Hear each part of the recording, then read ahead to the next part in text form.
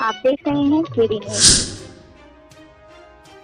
नमस्कार दर्शकों, मैं कपिल देव शुक्ल और आप देख रहे हैं अपना पसंदीदा चैनल केडी न्यूज सुल्तानपुर। ये खबर केडी न्यूज सुल्तानपुर के सहयोगी संस्थान अवधि तक पर भी देख सकते हैं।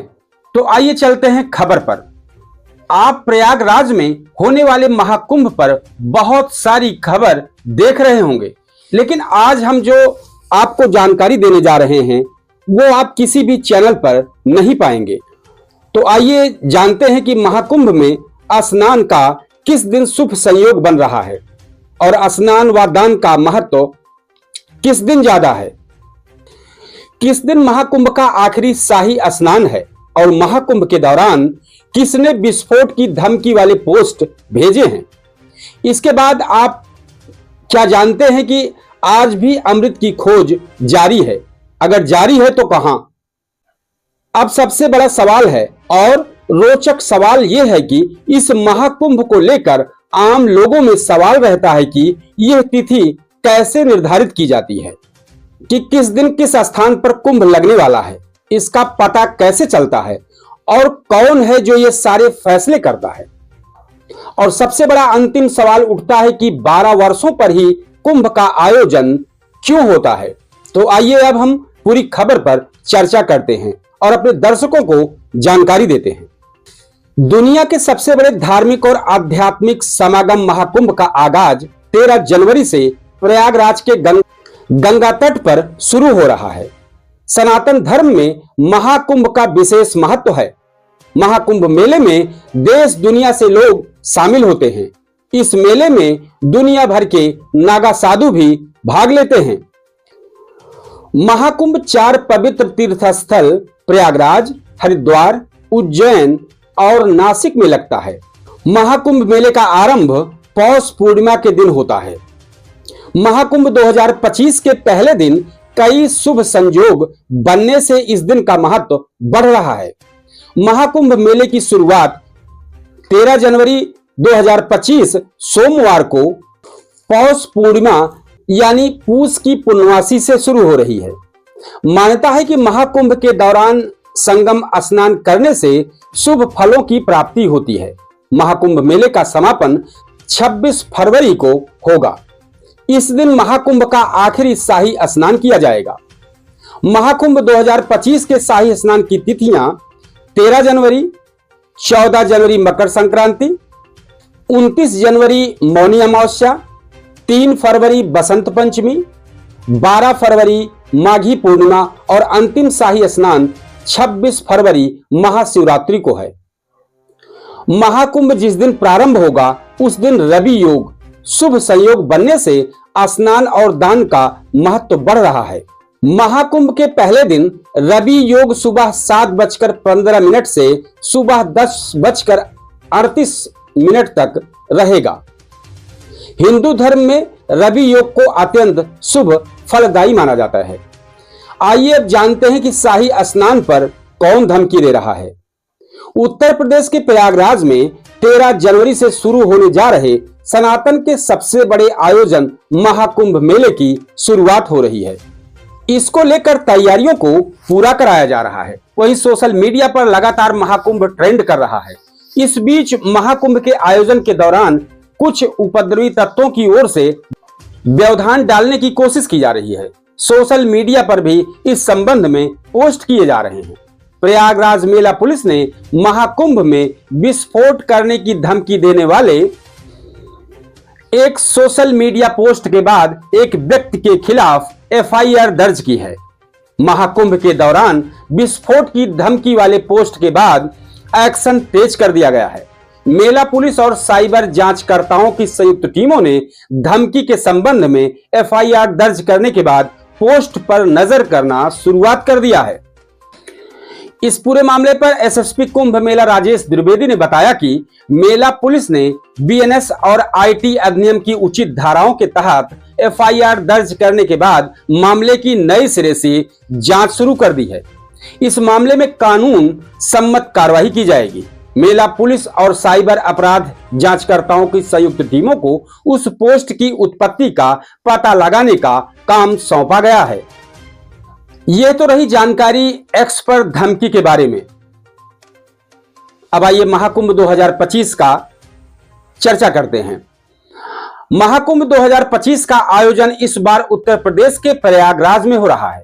कुंभ मेलों का आयोजन एक प्राचीन परंपरा है जो भारत के 4 प्रमुख तीर्थ स्थलों पर आयोजित होती है। सवाल है कि इतना बड़ा हुजूम, इतना विशाल जमावड़ा और इतने दिनों तक अध्यात्म व आस्था के संगम की ये तिथियां कैसे तय होती है। कहते हैं कि युगों पहले अमृत की खोज में सागर को मथा गया, अमृत निकला, लेकिन इसे लेकर उन 2 दलों में भीषण युद्ध हो गया जिन्होंने इसे पाने के लिए जी तोड़ मेहनत की थी। इसमें एक ओर थे देवता और दूसरी तरफ थे असुर।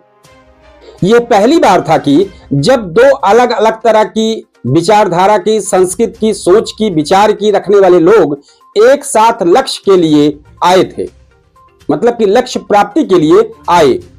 यह लक्ष्य तक पहुंचे भी लेकिन पा नहीं सके। क्यों? क्योंकि लक्ष्य था अमृत और उस पर सिर्फ अपना ही अधिकार रखने की जिद और लालच ने उन्हें किसी का भी नहीं रहने दिया। छीना झपटी हुई और उस छीना झपटी में अमृत कलश से अमृत कई बार छलका और अलग अलग स्थानों पर जा गिरा जहां अब शाही स्नान लगने लगा है। कहानी में आगे क्या हुआ यह दूसरी बात है, लेकिन मुख्य बात यह है कि अमृत की खोज आज भी जारी है। अमृत की यही खोज भारतीय जनमानस को एक साथ एक जगह ले आती है। पवित्र नदियों के बहते जल के आगे सभी की सारी अलग अलग पहचान छिप जाती है और वो सिर्फ मनुष्य रह जाते हैं।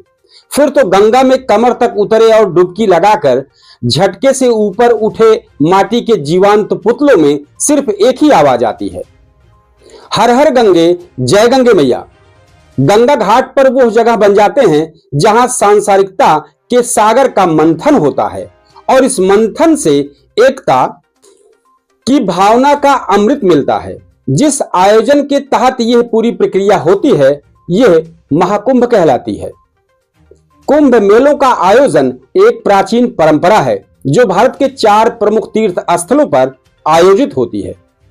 सवाल है कि इतना बड़ा हुजूम, इतना विशाल जमावड़ा और इतने दिनों तक अध्यात्म व आस्था के संगम की ये तिथियां कैसे तय होती हैं। यह भी कि किस स्थान पर कुंभ लगने वाला है, इसका पता कैसे चलता है। कौन है जो सारे फैसले करता है। इन सवालों का जवाब है खगोल विज्ञान। कुंभ कहां आयोजित होगा, यह निर्णय खगोल विज्ञान, ज्योतिष और धार्मिक मान्यताओं के आधार पर किया जाता है। कुंभ मेले 4 स्थानों पर बारी बारी से आयोजित होते हैं। खगोलीय और वैज्ञानिक वजह क्या है? असल में बृहस्पति ग्रह को सूर्य का एक चक्कर लगाने में लगभग 12 वर्ष लगते हैं, इसलिए हर 12 वर्षों में इस ग्रह का कुंभ मेले के स्थान को निर्धारित करने में खास योगदान रहता है। इसके अलावा मान्यता है कि ग्रहों के स्थान परिवर्तन और राशि में बदलाव करने से हर 12 साल में नदियां भी अपने आप अपना कायाकल्प करती हैं, जिससे उनका जल अमृत के समान हो जाता है। इसलिए अलग अलग चक्र में 12 वर्षों के अंतराल में कुंभ मेले का आयोजन होता है। अब सवाल उठता है कि 12 वर्षों पर ही कुंभ का आयोजन क्यों होता है। इसका जवाब है कि कुंभ का पूरा आयोजन तारों की स्थिति और ग्रह नक्षत्रों के स्थान पर निर्भर करता है। असल में जयंत जब अमृत कलश लेकर उड़ा तो वो 12 दिनों में स्वर्ग पहुंच सका था। देवताओं का एक दिन मनुष्यों के 1 वर्ष के बराबर होता है। इसलिए उसी घटना के संदर्भ में कुंभ का आयोजन 12 वर्षों के अंतराल पे होता है। अमृत कुंभ की रक्षा में सूर्य, चंद्र और बृहस्पति शामिल थे, इसलिए कुंभ के आयोजन में इनकी राशियों की स्थिति का एक विशेष महत्व है। यह 12 वर्षों के अंतराल पर कुंभ आयोजन होने का पैमाना भी पूरा सच नहीं है। असल में कुंभ आयोजन का एक चक्र, जिसमें इसकी शुरुआत हरिद्वार में कुंभ आयोजन से होती है। हर 3 साल में कुंभ का आयोजन होता है, जो रोटेशन में अलग अलग स्थान पर होता है, जिसका क्रम हरिद्वार, प्रयाग, उज्जैन और नासिक है। नासिक में कुंभ मेले का आयोजन जिस समय होता है तब सिंह राशि में बृहस्पति और मेष राशि में सूर्य का प्रवेश होता है। इसे सिंहस्थ कहते हैं। ग्रहों की यह स्थिति 12 वर्षों में एक बार होती है और इसे ही महाकुंभ कहा जाता है। इसलिए यह भ्रम भी पैदा हुआ कि महाकुंभ 12 वर्षों में एक बार आता है, जबकि असल में कुंभ हर 3 साल में रोटेशन में आयोजित होते रहते हैं और एक स्थान पर कुंभ आयोजित होने के बाद अगली बार उसी स्थान पर आयोजन का यह चक्र 12 वर्षों बाद ही आता है। जैसे कि हरिद्वार में हर की पैड़ी घाट का धार्मिक रूप से ऊंचा दर्जा होने के कारण यहां आयोजित होने वाला कुंभ धार्मिक नजरिए से महत्वपूर्ण माना जाता है।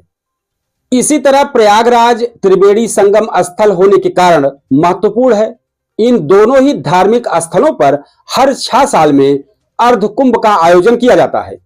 इसके अलावा भी इन स्थानों पर माघ मेला, गंगा दशहरा और अन्य स्नान मेले आयोजित होते रहते हैं।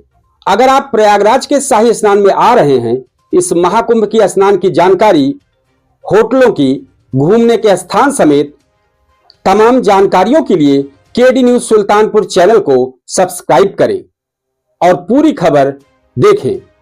जय हिंद। आप देख रहे हैं केडी न्यूज।